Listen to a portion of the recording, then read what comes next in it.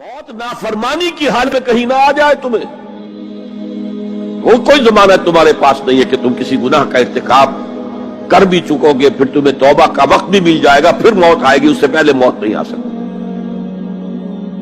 کیا معلوم عین اس گناہ کے ارتکاب کے دوران موت آ جائے. وہ موت کیسی ہوگی؟ شاید آپ کے علم میں ہو, لکھنؤ کے ایک بہت بڑے شاعر تھے اور ان کی موت بہت ہی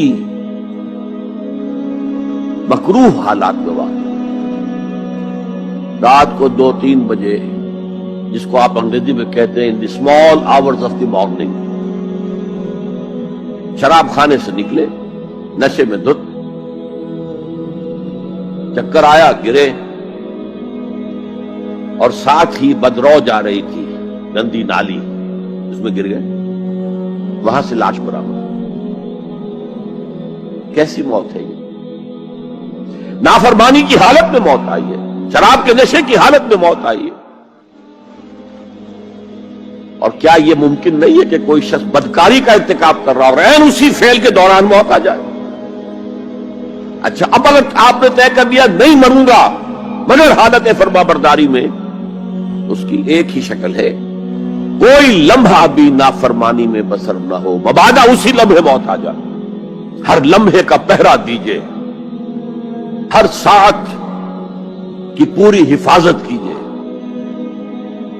کہیں نافرمانی کا کوئی ارتکاب نہ ہو اور عین اس حالت میں کہیں موت نہ آ جائے. میں وہ حدیث آپ کو سنا چکا ہوں, لا یزنی الزانی حین یزنی وہو مومن. کوئی زانی حالت ایمان میں زنا نہیں کرتا, جب وہ زنا کر رہا ہوتا ایمان اس کے دل سے نکل کر اوپر سر پر منڈلاتا رہتا. کوئی چور حالت ایمان میں چوری نہیں کرتا, ولا یسرق السارق حین یسرق وہو مومن.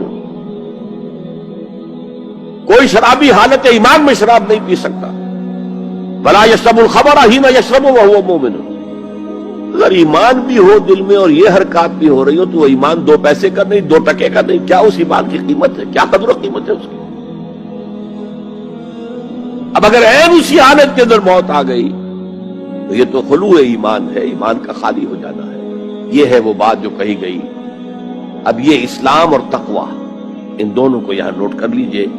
یا ایھا الذین آمنوا اتقوا اللہ حق تقاتہ ولا تموتن الا وانتم مسلمون. اے ایمان کے دعوے دارو, اللہ کا تقوی اختیار کرو جتنا کہ اس کے تقوی کا حق ہے, اور دیکھنا موت نہ آنے پائے مگر فرما برداری کی حالت. اب یہ اینٹیں اگر پختہ ہو گئی ہیں, ہم نے جہاد کے مختلف مراحل ان پر غور کیا تھا. پہلا مرحلہ کیا تھا؟ نفس امارہ کے خلاف جہاد, شیطان اور اس کی ذریت سلبی و مانوی کے خلاف جہاد, بگڑے ہوئے معاشرے کے جو پریشرز ہیں ان کے خلاف جہاد. یہ 3 جہاد کر کے کما حق ہو فرض کیجئے کہ اب آپ تقوی اور فرما برداری کی روش پر راسخ ہو گئے, قائم ہو گئے. اب اگلا قدم کیا ہے؟ اب ان اینٹوں سے فصیل بنانی ہے. اینٹیں تو مضبوط ہو گئی, پوری طرح پک گئی, پختہ ہو گئی. وہ جو اقبال کہتا ہے کہ خام ہے جب تک تو ہے مٹی کا ایک انبار تو, اور پختہ ہو جائے تو ہے شمشیر بے زنہار تو.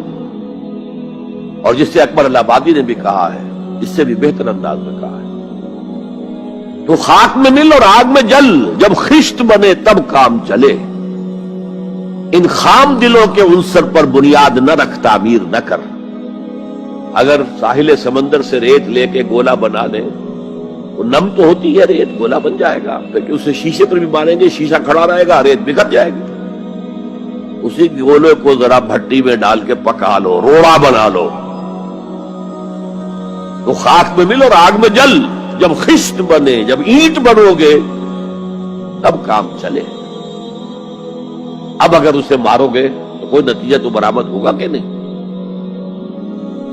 تو یہ پختہ افراد کی شخصیت کو پختہ کرنا. جو ہے کہ اجتماعی اس کو نظر انداز کرتی ہے، جیسا کہ میں نے عرض کیا تھا، پہلی منزل تعمیر نہیں کی، دوسری کے اوپر چڑھانا ہو گئے، دوسری ہے نہیں، تیسری جو ہے وہ ہوا کے اندر اس کی تعمیر ہو رہی ہے۔ ہماری بہت سی ناکامیوں کا اصل سبب یہ ہے۔ حضور نے پہلے افراد کو تیار کیا ہے، افراد کے ہاتھوں میں ہے اقوام کی تقدیر، ہر فرد ہے ملت کے مقدر کا ستارہ، اور ہر حیث اجتماعی یا کوئی تنظیم ہو، کوئی جماعت ہو جو اسلام کی سربلندی کے لیے کام کرنا چاہیے، اسے سب سے پہلے پختہ کردار والے افراد تیار کرنے ہوں گے۔ یا ایھا الذین آمنوا اتقوا اللہ حق تقاتہ ولا تموتن الا وانتم مسلمون۔ اب دوسرا نقطہ کیا ہے؟ ان کو جوڑنا ہے، اب اینٹوں کو جوڑنا ہے۔ And for that you need a cement substance۔ پچھلے زمانے میں چونا وغیرہ ہوتا تھا، چونے سے جوڑا جاتا تھا، آج کل سیمنٹ ہے۔ اگر یہ سیمنٹ سبسٹنس مضبوط ہے تو یہ فصیل اور دیوار مضبوط ہے، اگر یہ نہیں ہے تو چاہے اینٹیں پختہ ہو تب بھی سیلاب کا ریلا آئے گا، بہا کے لے جائے گا۔ اینٹوں کی پختگی کے ساتھ ساتھ ان کو جوڑنے والا مورٹر جو ہے اس کو بھی مضبوط ہونا چاہیے۔ اس لیے دوسرا نقطہ، یہ سہ نکاتی لائحہ عمل، 3 نکاتی لائحہ عمل۔ پہلا تقوی اختیار کرو اور اللہ تعالیٰ کی پوری فرما برداری اختیار کرو، کوئی لمحہ تمہارا نافرمانی میں نہ گزرے۔ اب واعتصموا بحبل اللہ جمیعا ولا تفرقوا، چمٹ جاؤ اللہ کی رسی کے ساتھ مل جل کر اور تفرقے میں نہ پڑو۔ اعتصام عصمت سے بنا، عصمت حفاظت کو کہتے ہیں۔ اعتصام حفاظت حاصل کرنا۔ جیسے آپ دیکھتے ہیں کہ کسی بچے کو اگر کوئی خوف لاحق ہو جائے، کوئی ڈرائے، وہ آئے گا، دوڑے گا ماں کی گود میں آ کر ماں سے چمٹ جائے گا۔ وہ یہ سمجھتا ہے اپنے چھوٹے سے ذہن کے مطابق میں قلعے میں آ گیا ہوں۔ یہ دوسری بات ہے کہ کوئی سفاک انسان، جیسے فسادات ہوتے ہیں یا جیسا کچھ سن 47 میں ہوا تھا، کوئی سفاک بھیڑیا صفت انسان آئے، بچے کو کھینچے ماں کی گود سے، اچھالے اور کسی نیزے میں پرو لے۔ لیکن بچہ یہ سمجھتا ہے کہ میں آ گیا ہوں، پناہ میں آ گیا ہوں، قلعے میں آ گیا ہوں۔ تو یہ ہے اعتصام۔ اور عجیب بات یہ ہے کہ جو اس سورہ مبارکہ کی جو ہم نے شروع کی ہے آیات، وہاں سے ایک آیت پہلے جو ہے 10ویں رکوع کی آخری آیت، وَمَن يَعْتَصِم بِاللَّهِ فَقَدْ هُدِيَ إِلَىٰ صِرَاطٍ مُسْتَقِيمٍ۔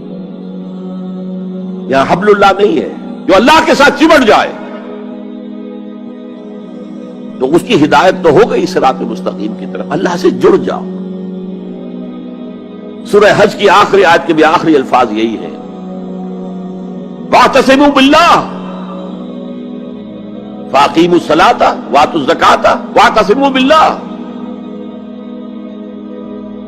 وہ تمہارا پشت پناہ ہے، وہ مولاکم فنعم المولا ونعم النصیر۔ کیا ہی اچھا ہے وہ مولا، پشت پناہ، مددگار، حمایتی، کیا ہی اچھا ہے وہ مدد کرنے والا۔ تو وہاں پر بھی واعتصموا باللہ، وہی لفظ یہاں آیا، ومن یعتصم باللہ فقد ہدی الی صراط مستقیم۔ اب یہاں سوال پیدا ہوتا ہے وہ حبل اللہ کون سی ہے؟ اب اصول یہ سامنے رکھیے کہ قرآن مجید میں اگر محسوس ہو کہ کسی جگہ پر کوئی ابہام ہے، اجمال ہے، کہیں وضاحت کی ضرورت ہے، تو یہ حق ہی نہیں، فرض ہے محمد الرسول اللہ صلی اللہ علیہ وسلم کا کہ اس کو بیان کریں، واضح کریں، تبیین کریں۔ انزلنا الیک الذکر لتبین للناس ما نزل الیہم۔ اے نبی، ہم نے آپ کی طرف یہ الذکر اس لیے نازل کیا ہے کہ آپ لوگوں کے لیے واضح کریں وہ شے جو ان کے لیے نازل کی گئی، ان کی طرف بھیجی گئی۔ آج ایک عظیم ترین فتنہ ہمارے ہاں جو ہے وہ انکار حدیث کا ہے۔ وہ گویا کہ حضور کو یہ حق ہی دینے کو تیار نہیں۔ کہ قرآن مجید کی آیات کی توضیح کریں، تبیین کریں، جہاں کہیں کوئی سوال پیدا ہو اس کا جواب دیں. لیکن یہ جان لیجئے یہ حضور کا صرف حق نہیں، فرض.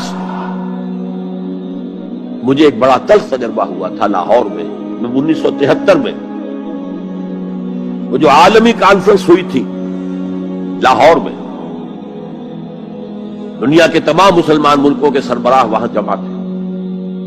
تو اس زمانے میں اس آیت کا بڑا چرچا تھا، اخبارات میں بھی بڑے بڑے اشتہار شائع ہو رہے لوگوں کی طرف سے، وَاعْتَصِمُوا بِحَبْلِ اللَّهِ جَمِيعًا وَلَا تَفَرَّقُوا. رکشاؤں کے پیچھے بھی بینر لگے ہوئے ہیں، ٹیکسیوں کے پیچھے بینر لگے ہوئے ہیں، وَاعْتَصِمُوا بِحَبْلِ اللَّهِ جَمِيعًا، بینر آویزاں ہیں سڑکوں پر جا بجا. لیکن میں ایک پریس میں گیا کہ جہاں میری ایک کتاب چھپ رہی تھی اور تاخیر ہو رہی تھی، تو میں ذرا ان سے کہنے گیا جلدی کرو. وہاں ایک صاحب آئے ہوئے تھے اور بدقسمتی سے آزاد کشمیر، جو ہمارے ہاں آزاد کشمیر کہلاتا ہے، آپ کے ہاں وہ مقبوضہ کشمیر کہلائے گا، اس کے وہ محکمہ جو انفارمیشن ڈپارٹمنٹ کے سیکرٹری تھے، اہم تھے. ان کا یہ کیا رہا؟ یہ لا یعنی کلام ہے، بے معنی کلام ہے. وَاعْتَصِمُوا بِحَبْلِ اللَّهِ جَمِيعًا، کہاں ہے وہ رسی؟ کس کو رسی؟ کون سی رسی کو پکڑوں؟